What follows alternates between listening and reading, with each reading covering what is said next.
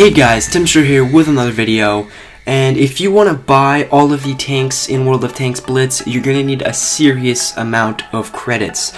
So today I'm going to show you what I think is one of the best methods for making credits in this game, and I hope you guys enjoy.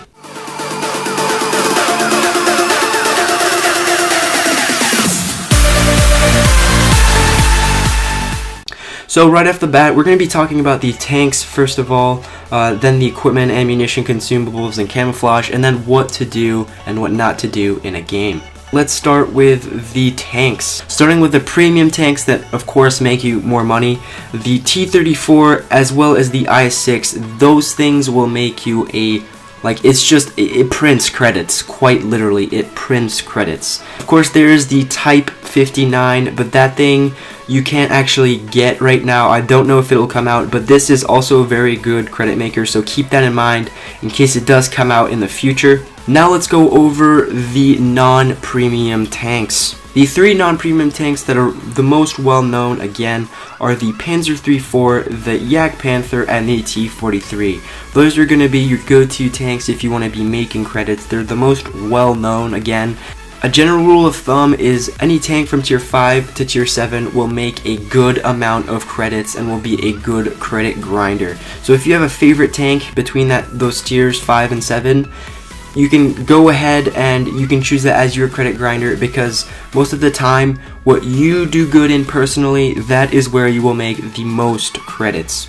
But enough about the tanks. Now we're going to move on to all those, plus signs that we have there. Well, let's start with the equipment first of all. The equipment you want to be getting for all your tanks, premium tanks and non-premium tanks, is definitely going to be the enhanced gun laying drive, the medium caliber tank gun rammer, as well as the improved ventilation class 2. These are going to be the best ways to do more damage in a battle. As for camouflage, I do not recommend getting camouflage. That's just a personal preference, because in Blitz, you don't really need camouflage as much as you do in the PC version. I know in the PC version it's extremely essential to have good camouflage ratings because there's a lot of sneaking and hiding and everything. But in Blitz you have small maps, fast battles. It's not as essential, and I personally don't think 2,000 credits is worth every single battle is worth 3 to 4% boost, I think it is. So I do not think camouflage is actually worth it if you're trying to make credits.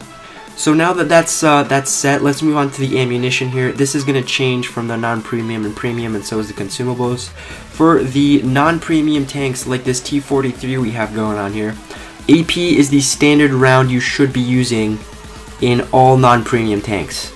You can go ahead and equip some APCR in a scenario where it's the last enemy tank standing and you want to finish it off and win the game. That is the only reason you should bring APCR if you're trying to make credits, because APCR as a non-premium tank will cut your profits. You will lose money every time you use APCR in a non-premium.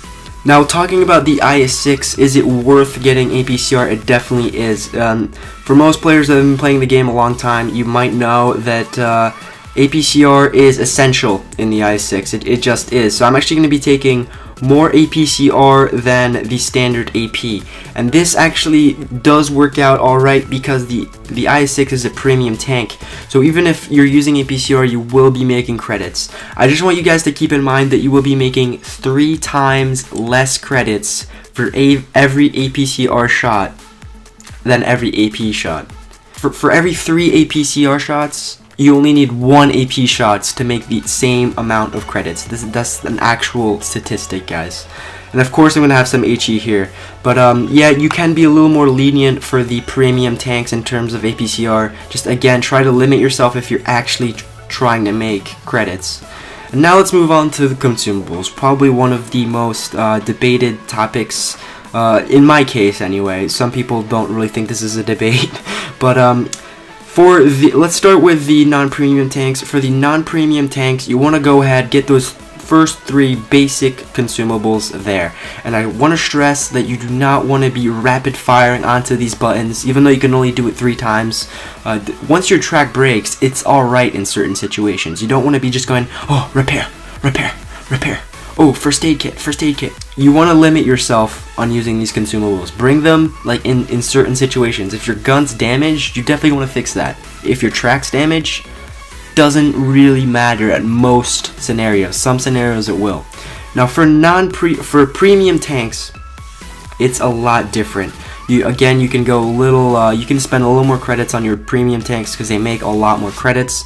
And here I'm going to take the multi-purpose restoration pack. I'm going to get actually adrenaline and repair kit for the added benefit of if I get tracked 2 times, which happens a lot. Even though there are some stressful situations, try to use them as little as possible, because a lot of people use these consumables when they just don't need to.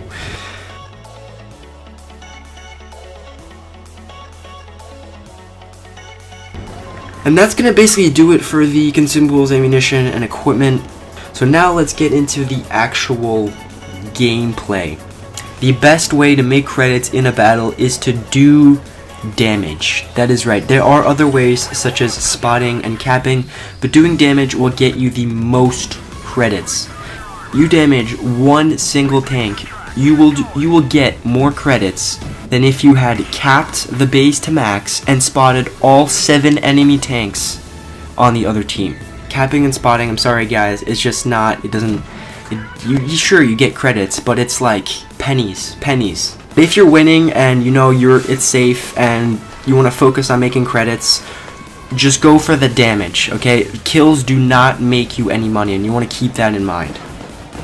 Another small tip is that when you track someone, you will get 50% of the credits. So again, if you're winning and it's endgame, what you want to do is basically just track the tank you're trolling or whatever your whole team is shooting, so that when your allies shoot that tank, you will also get 50% of the damage they do accounted for your credit damage.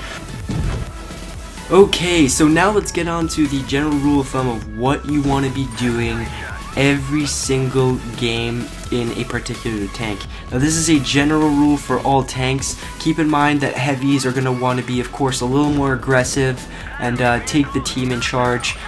Tank destroyers want to take up more camping roles in the battle, and mediums, of course, are support tanks.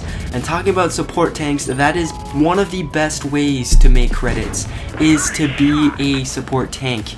And to do that, you basically want to follow your team around. Don't go on the opposite side. That's never a good idea.